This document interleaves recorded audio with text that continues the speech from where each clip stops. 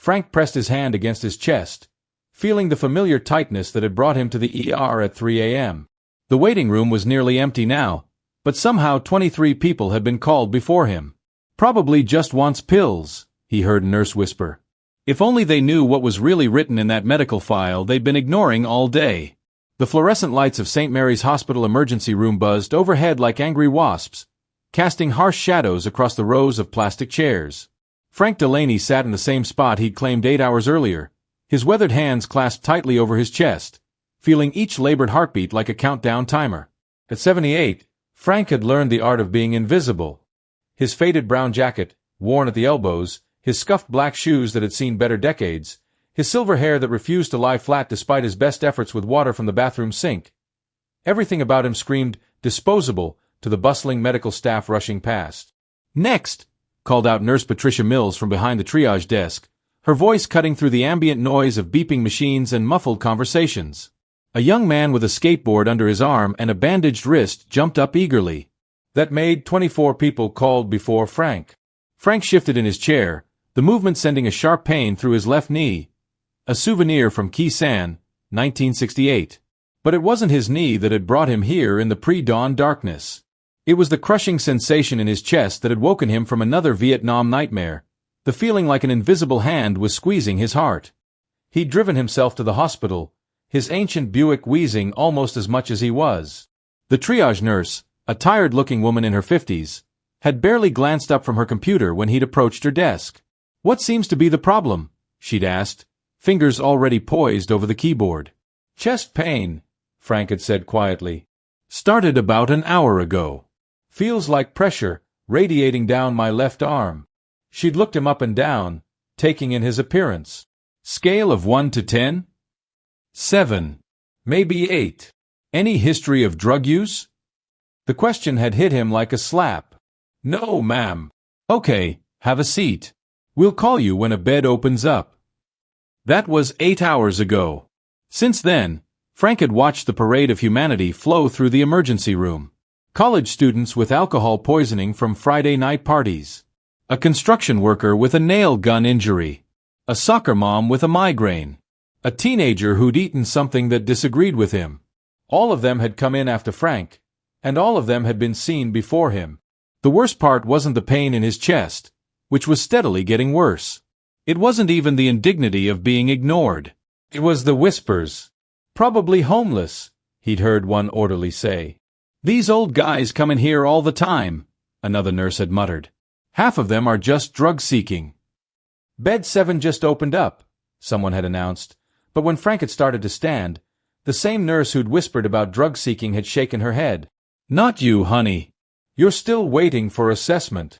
Frank had seen the young mother with the crying baby get called instead. Now, as the clock on the wall read 11:47 a.m., Frank was beginning to wonder if he should just go home. The crushing pain in his chest had evolved into something sharper, more urgent, but he'd learned long ago that complaining didn't solve anything. In the Marines, you sucked it up and drove on. Civilians wouldn't understand. His phone buzzed. A text from his neighbor, Mrs. Chen. "Haven't seen you this morning. Everything okay?" Frank stared at the message for a long moment, then put the phone away without responding. What would he say? That he'd been sitting in a hospital waiting room for 8 hours while people assumed he was a drug addict? That the system he'd served and defended had apparently decided he wasn't worth their time? "Room 12 is ready." Another nurse, another patient called ahead of him. Frank closed his eyes and tried to regulate his breathing, the way his drill instructor had taught him 55 years ago. In for 4 counts, hold for 4, out for 4. But each breath fell harder than the last, and there was a new sensation creeping up his neck, a cold, clammy feeling that made his skin crawl. He opened his eyes and found himself looking at a young doctor he hadn't seen before. She was Asian American, probably in her early 30s, with intelligent brown eyes behind wire-rimmed glasses. Her white coat was pristine, her badge reading, Dr. Sarah Chen, Emergency Medicine Resident. Dr. Chen was standing at the nurse's station, flipping through a stack of charts with growing frustration. "Wait a minute," she said, her voice sharp enough to cut through the ambient noise. "This patient has been here since 3 a.m. and hasn't been seen yet?" Frank couldn't hear the nurse's response, but he could see Dr. Chen's expression darkening. 8 hours. Her voice was rising now. A 78-year-old male with chest pain has been waiting 8 hours? The nurse said something else, gesturing vaguely in Frank's direction. Dr. Chen's head snapped up, her eyes scanning the waiting room until they landed on Frank. Even from across the room, he could see the shock on her face. She strode over to him, her steps quick and purposeful, the chart clutched in her hands like evidence of a crime. "Sir, are you Frank Delaney?" "Yes, ma'am." "You've been waiting since 3 a.m. with chest pain?" "Yes, ma'am." Dr. Chen's jaw tightened. "Can you walk?" Frank started to stand, and the world tilted sideways. The crushing pain in his chest exploded into something white-hot and devastating, and his knees buckled. "Wheelchair. Now!" Dr. Chen's voice cut through the emergency room like a scalpel. Suddenly, Frank was surrounded by medical personnel. Someone slid a wheelchair under him as he collapsed. An oxygen mask appeared over his face. Dr. Chen was barking orders in rapid-fire medical terminology that Frank couldn't understand, but the urgency in her voice was unmistakable. "Get me a bed in Trauma 2 immediately," she commanded. "And I want to know why this man has been sitting here for 8 hours with an active MI. MI. Frank knew that abbreviation from his military days. Myocardial infarction. Heart attack. The wheelchair was moving now, fast, through a maze of hallways that Frank had only glimpsed through the waiting room doors. The fluorescent lights overhead blurred into streaks as they rushed toward whatever Trauma 2 was. "Mr. Delaney, stay with me," Dr. Chen said, her hand on his shoulder as she jogged alongside the wheelchair. "We're going to take good care of you, I promise." Frank wanted to tell her it was okay, that he understood why he'd been overlooked, that he didn't blame anyone. But the oxygen mask made talking difficult, and besides, the crushing pain in his chest was demanding all of his attention. They burst through a set of double doors into a room that looked like something from a science fiction movie. Machines everywhere, monitors beeping, bright lights focused on a hospital bed in the center. Frank found himself being transferred from the wheelchair to the bed with an efficiency that spoke of well-practiced teamwork. "Get me an EKG, stat," Dr. Chen ordered. "And draw a full cardiac panel. I want troponins, BNP, the works." Hands were working on Frank from all directions. Someone was attaching electrodes to his chest. Someone else was starting in 4 in his left arm. The beeping of monitors filled the air like an electronic symphony. Dr. Chen appeared at his side, pulling off the oxygen mask just long enough to speak to him directly. "Mr. Delaney, you're having a heart attack. We're going to give you some medication to help with the pain and protect your heart, okay?" Frank nodded, grateful that someone was finally telling him what was happening. "Can you tell me about your medical history? Any previous heart problems?" "No, ma'am," Frank managed. "Always been healthy." "Any family history of heart disease?" "Don't know. Parents died young." Dr. Chen was reading something on one of the monitors, her frown deepening. "What about medications? Are you taking anything regularly?" "Just aspirin. For my knee." "What happened to your knee?" "Shrapnel. Vietnam." Dr. Chen's hands paused for just a moment. "You're a veteran?" "Yes, ma'am." "Marines." Something shifted in Dr. Chen's expression, a subtle change that Frank couldn't quite identify. She reached for his chart, flipping through pages with increasing urgency. "Nurse, can you get me this patient's full medical file from records? I need everything we have on him." "Doctor, his EKG shows ST elevation in leads 2, 3, and AVF, a technician reported. "Inferior STEMI," Dr. Chen muttered. "How long has he been having symptoms?" 8 hours, Frank said weakly. Dr. Chen's face went white. 8 hours? And he's been sitting in the waiting room this entire time. The nurse who had taken Frank's initial vitals appeared at the doorway. "Doctor, you asked for his medical records?" "Yes, bring them here." The nurse approached with a thick manila folder, but Dr. Chen had already turned to her computer terminal. Her fingers flew over the keyboard, and Frank could see the glow of the screen reflecting off her glasses. For a long moment, the room was silent except for the beeping of monitors and the soft whoosh of the oxygen machine. Then Dr. Chen's sharp intake of breath cut through the ambient noise like a gunshot. "Oh my God," she whispered. Dr. Chen stared at the computer screen, her face cycling through a range of emotions. Shock, disbelief, and finally, a kind of cold fury that Frank had only seen in the eyes of young officers who just witnessed an injustice they couldn't ignore. "Mr. Delaney," she said slowly, "according to your medical records, you're a Purple Heart recipient." "Yes, ma'am. And you received the Navy Cross for Valor Under Fire." Frank shifted uncomfortably. "That was a long time ago, Doc." Dr. Chen continued reading, her voice growing quieter with each revelation. "Silver Star. Bronze Star with V device. Combat Action Ribbon." She looked up at him. "Mr. Delaney, you have more combat decorations than most generals." "Ma'am, I just want to feel better." But Dr. Chen wasn't finished. "It says here you were wounded 3 times in combat. The last time." She paused, reading more carefully. "The last time, you refused evacuation and continued fighting for 6 hours with shrapnel in your chest and leg, providing cover for your unit's withdrawal under heavy fire." The room had gone completely quiet. Every medical professional in Trauma 2 was listening now. "You saved 12 men that day," Dr. Chen continued. 12 Marines who got to go home to their families because of what you did." Frank closed his eyes. "Doc, that was 55 years ago." "The shrapnel," Dr. Chen said suddenly. "From your injuries. Is any of it still in your body?" "Some pieces.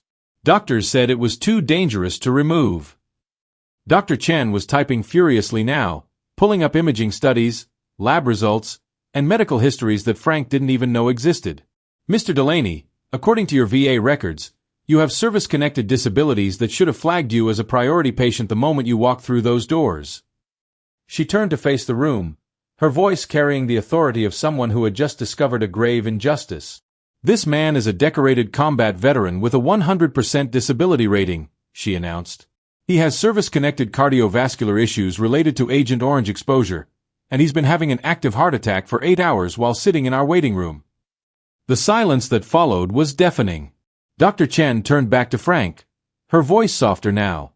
"Mr. Delaney, I'm going to ask you a question, and I need you to be honest with me. When you came in tonight, did anyone ask you about your military service?" Frank thought back to his interaction with the triage nurse. "She asked if I had a history of drug use."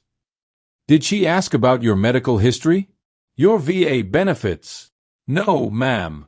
I tried to hand her my VA card, but she said she only needed my insurance card." Dr. Chen's hands clenched into fists. "Your VA card would have shown your priority status. It would have flagged you as a combat veteran with service-connected disabilities." She spun around to face the nurse's station, and Frank could see the storm building in her expression. "I want to speak to whoever was running triage this morning," she said, her voice deadly calm. "And I want to speak to the attending physician on duty. Now." "Doctor," one of the nurses said hesitantly, "maybe we should focus on the patient's treatment first?" "I am focusing on the patient's treatment," Dr. Chen snapped. "This man should have been in a cardiac cath lab 6 hours ago. Every minute of delay increases his risk of permanent heart damage and death." She turned back to Frank, her expression softening again. "Mr. Delaney, we're going to take you upstairs for an emergency procedure to open the blocked artery in your heart. You should have had this done hours ago, but we're going to fix you up now, okay?" Frank nodded, but something in Dr. Chen's expression told him that the medical emergency was only part of what was about to unfold. As they wheeled him toward the elevator, Frank could hear Dr. Chen on her phone behind him. "Dr. Martinez? This is Sarah Chen in the ER. I need you to come down here immediately. We have a situation that requires your immediate attention." The elevator doors closed, but through the small windows, Frank could see Dr. Chen still talking on her phone, her free hand gesturing emphatically. Whatever she was saying, Frank had the feeling that his 8-hour wait in the emergency room was about to become a very big problem for St. Mary's Hospital. The cardiac catheterization lab was a blur of activity and bright lights. Frank lay on the procedure table, conscious but sedated, watching on a monitor as Dr. Rodriguez, the interventional cardiologist, threaded a tiny wire through his coronary artery. "There it is," Dr. Rodriguez murmured to his team. "Complete occlusion of the right coronary artery. But look at this." He paused, studying the images on the screen. "Mr. Delaney, you have some of the most extensive collateral circulation I've ever seen. Your heart has literally grown new blood vessels to compensate for damage. Is that good or bad, Doc?" Frank asked. It's remarkable.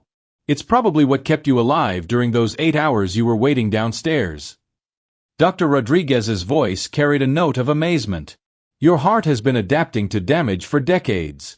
I'm guessing this is related to your military service. Agent Orange exposure, Frank confirmed. VA docs told me it could affect my heart eventually. Dr. Rodriguez nodded grimly. Well, your heart is a fighter, just like you. We're going to put in a stent and get you fixed up. As the procedure continued, Frank could hear muffled voices from the hallway outside. Through the sedation, he caught fragments of what sounded like a very intense conversation. Completely unacceptable. How did this happen? Decorated veteran. 8 hours. The stent procedure took about an hour. When it was finished, Dr. Rodriguez showed Frank the before and after images on the monitor. See this? He pointed to the screen. That blocked artery is now wide open. Blood flow is completely restored. You're going to feel much better. And Frank did feel better. The crushing pain in his chest was gone, replaced by a dull ache from the procedure site in his groin. But more than that, he could breathe easily for the first time in hours. As they wheeled him to the cardiac ICU, Frank noticed an unusual amount of activity in the hallways. Clusters of medical staff were having hushed conversations, and more than once, he caught someone pointing in his direction. His room in the cardiac ICU was private, with a view of the hospital parking lot. As the nurses got him settled, Frank noticed a man in an expensive suit standing outside his door, talking quietly with Dr. Chen. Mr. Delaney, Dr. Chen said, entering the room with the suited man. This is Dr. Martinez, the chief of emergency medicine. He'd like to speak with you. Dr. Martinez was a distinguished-looking Hispanic man in his 50s, with graying hair and the kind of bearing that suggested he was used to being in charge. But right now, he looked profoundly uncomfortable. Mr. Delaney, he began. First, I want to apologize on behalf of St. Mary's Hospital for the inexcusable delay in your treatment. What happened to you today should never happen to anyone, but especially not to someone who has served our country with such distinction. Frank shifted in his bed. Doc, I just want to get better and go home. I understand that, sir, but we need to discuss what went wrong and how we're going to make sure it never happens again. Dr. Martinez pulled up a chair beside Frank's bed. I've spent the last 3 hours reviewing what happened in our emergency department today, and I'm appalled. He opened a folder on his lap. When you arrived at 3:17 a.m., you presented with classic symptoms of an acute myocardial infarction. Our triage protocols should have immediately identified you as a high-priority patient. But they didn't, Frank said simply. No, they didn't. And the reason they didn't is because our triage nurse made assumptions based on your appearance rather than following proper medical protocols. Dr. Martinez's voice grew harder. She has admitted that she assumed you were homeless and seeking drugs. She never asked about your medical history, never inquired about your veteran status, and never performed the basic assessment that would have revealed the severity of your condition. Frank thought about the whispered conversations he'd overheard, the looks, the way he'd been passed over again and again. Doc, I know I don't look like much. Mr. Delaney, Dr. Martinez said firmly, you look like a man who deserves the best medical care we can provide, regardless of your appearance, your financial status, or any other factor. What happened to you today was discrimination, plain and simple. The room fell silent for a moment. Dr. Chen, who had been standing quietly by the window, stepped forward. Mr. Delaney, I've been a doctor for 8 years, and I've never seen anything like what happened today. When I pulled up your medical records and saw your service history, your combat decorations, your disabilities. She shook her head. I was ashamed to work at a hospital that could treat a hero like a disposable person. I'm not a hero, Frank said quietly. I just did my job. Your job was to serve and protect this country, Dr. Martinez said. Our job was to serve and protect you when you needed medical care. We failed. Dr. Martinez closed the folder and leaned forward. Mr. Delaney, I want you to know that we're taking immediate action. The nurse who triaged you has been suspended pending a full investigation. We're implementing new training protocols for all emergency department staff regarding veteran care and unconscious bias. And we're reviewing every case from the last 6 months to see if this has happened to other patients. That's not necessary, Frank said. Yes, it is necessary, Dr. Chen interjected. Because you weren't the only one. Since word got out about what happened to you, 3 other veterans have called to report similar experiences at our hospital. Frank felt a familiar weight settle in his chest. Not the crushing pain of the heart attack, but the heavy responsibility that came with being the person others looked to for justice. What do you need from me? He asked. Dr. Martinez smiled for the first time since entering the room. Just get better, Mr. Delaney. Let us take care of you the way we should have from the beginning. And maybe, when you're feeling up to it, you could help us train our staff on how to better serve veterans. I'd be honored to help, Frank said. As Dr. Martinez left the room, Dr. Chen lingered behind. Mr. Delaney, can I ask you something personal? Sure, Doc. When you were sitting in that waiting room for 8 hours, listening to people make assumptions about you, why didn't you speak up? Why didn't you demand better treatment? Frank was quiet for a long moment, looking out the window at the parking lot where his old Buick sat waiting for him. Doc, when you've seen what I've seen, when you've lost friends the way I've lost friends, you learn that your own comfort doesn't matter much. I figured there were people sicker than me who needed help first. But you were having a heart attack. I've had worse. Dr. Chen shook her head. Mr. Delaney, your humility is admirable, but it almost killed you today. Promise me something. What's that? Promise me you'll never let anyone make you feel invisible again. You matter. Your service matters. Your life matters. Frank nodded, feeling something shift inside him. A recognition that maybe, after all these years, it was okay to expect the respect he'd earned. I promise, Doc. 6 months later, Frank Delaney stood in the same emergency room where he'd nearly died, but everything was different now. The waiting room had new signs prominently displaying information about veteran services. The triage protocols had been completely revamped. And most importantly, the staff had been trained to see past appearances to the person underneath. Frank was there as part of the new Veteran Liaison program, helping to train medical staff on how to recognize and properly care for veterans. The program had become a model for hospitals across the country. Mr. Delaney, called out Dr. Chen, who had been promoted to attending physician and put in charge of the Veteran Care Initiative. Ready for today's training session? Ready as I'll ever be, Doc. As they walked through the emergency department, Frank noticed something that would have seemed impossible 6 months earlier. Veterans were being recognized, prioritized, and treated with the respect they'd earned. The changes that had grown out of his 8-hour wait had saved countless other veterans from experiencing the same discrimination. You know, Dr. Chen said as they entered the conference room where a dozen medical professionals waited to be trained, I still think about that morning. About how close we came to losing you because of our prejudices. Doc, Frank said, straightening his shoulders with the bearing of the Marine he'd always been. Sometimes the worst moments lead to the best changes. Sometimes you have to almost lose everything to save everyone else. Dr. Chen nodded. Well then, let's make sure no one else has to wait 8 hours to be seen as human. Frank smiled and walked into the conference room, ready to share his story one more time, knowing that each telling might save another veteran from being invisible. Because some battles are fought on foreign soil, and some are fought in hospital waiting rooms. But they're all worth fighting.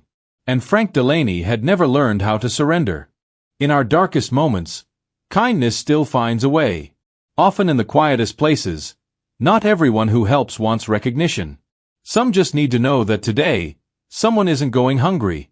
And sometimes that alone is enough to change a life. You may forget the story, but if no one retells it, history stays silent forever. Subscribe to Grateful Stories, where justice is honored, kindness is remembered, and no act of quiet heroism is ever lost.